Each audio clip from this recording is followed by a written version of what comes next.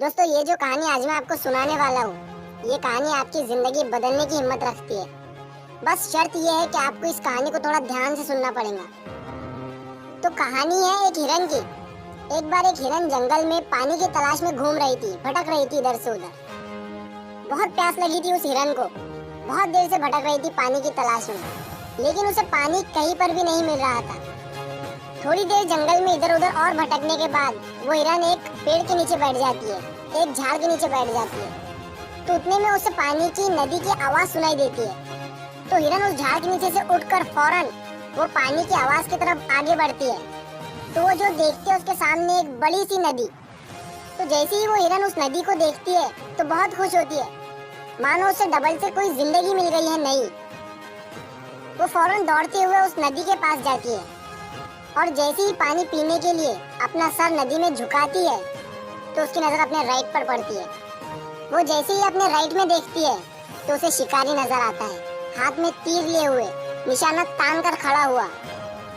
फिर जैसे ही उस हिरन की नजर अपने लेफ्ट में पड़ती है तो उसे एक शेर नजर आता है झाड़ियों के पीछे। अब हिरन पानी वानी सब भूल जाती है, कुछ भी नहीं रहता उसके दिमाग में, प्यास वगैरह। फिर वो हिरन पलटकर अपने पीछे देखती है तो उसे भयंकर आग लगी हुई दिखती है, जो कि धीरे धीरे उसकी तरफ बढ़ रही थी। अब हिरन जाए भी तो जाए कहाँ? राइट में देख रही थी तो शिकारी नजर आ रहा था, जो कि निशाना तान कर खड़ा हुआ था, और अपने लेफ्ट में देख रही थी तो शेर नजर आ रहा था। सामने तो गहरी और लंबी चौड़ी नदी थी और पीछे तो आग लगी हुई थी। चारों रास्ते बंद हो चुके थे, चारों तरफ से मुसीबत आ चुकी थी। अब हिरन सोच में पड़ जाती है और वो ये सोचती है कि चारों तरफ से मेरी मुसीबत आ चुकी है तो मैं अपना काम करके क्यों ना मरूं? मुझे वैसे भी तो मरना ही है, तो मैं पानी पीकर क्यों ना मरूं?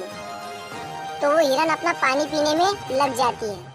लेकिन थोड़ी ही देर के बाद जैसे ही वो हिरन पानी पी रही थी तो उतनी ही देर में ऊपर से काले बादल छा जाते हैं और उन बादलों से बारिश होने लगती है। तो जो आग थी पीछे की लगी हुई वो पानी से बुझ जाती है और पानी के कारण शिकारी का निशाना चुप कर शेर को लग जाता है और शेर की नजर पड़ती है सीधा शिकारी पर। तो शेर शिकारी के पीछे लग जाता है। तो जैसे ही हिरन को पता चलता है, जैसे ही हिरन पानी पीने के बाद अपना सर ऊपर उठाती है तो वो अपने राइट में देखती है, उसे शिकारी कहीं पर भी नजर नहीं आता है। वो अपने लेफ्ट में देखती है, उसे शेर भी नजर नहीं आता है। वो अपने पीछे मुड़कर देखती है तो जो आग थी वो बुझी हुई दिखती है। मोरल ऑफ द स्टोरी, मेरे दोस्तों, इस कहानी से हमें ये सीख मिलती है कि इंसान की जिंदगी में भी प्रॉब्लम आती नहीं है, और जब आती है तो चारों तरफ से आती है, जिस कारण हर इंसान डर जाता है, घबरा जाता है अपनी इन प्रॉब्लम से। तो आपको क्या करना है ऐसी सिचुएशन में? आपको नहीं डरना है और नहीं घबराना है, बस शांति से 2 मिनट के लिए सोचना है। हिरन के पास भी बहुत सारे ऑप्शन थे। हिरन भी ये सारी सिचुएशन को देखने के बाद या तो पानी में छलांग लगा सकती थी या फिर इधर उधर भाग सकती थी, लेकिन उसने शांति से सोचा और वो अपने काम पर लगी रही। वो पानी पीने आई थी और वो पानी पीने लगी। इंसान भी अपनी कामयाबी से थोड़ी ही दूरी पर रहता है, लेकिन उसे मुसीबतें दिखनी शुरू हो जाती है, घर की प्रॉब्लम, पैसों की प्रॉब्लम, जिसके कारण वो कुछ नहीं कर पाता है, घबरा जाता है, डर जाता है।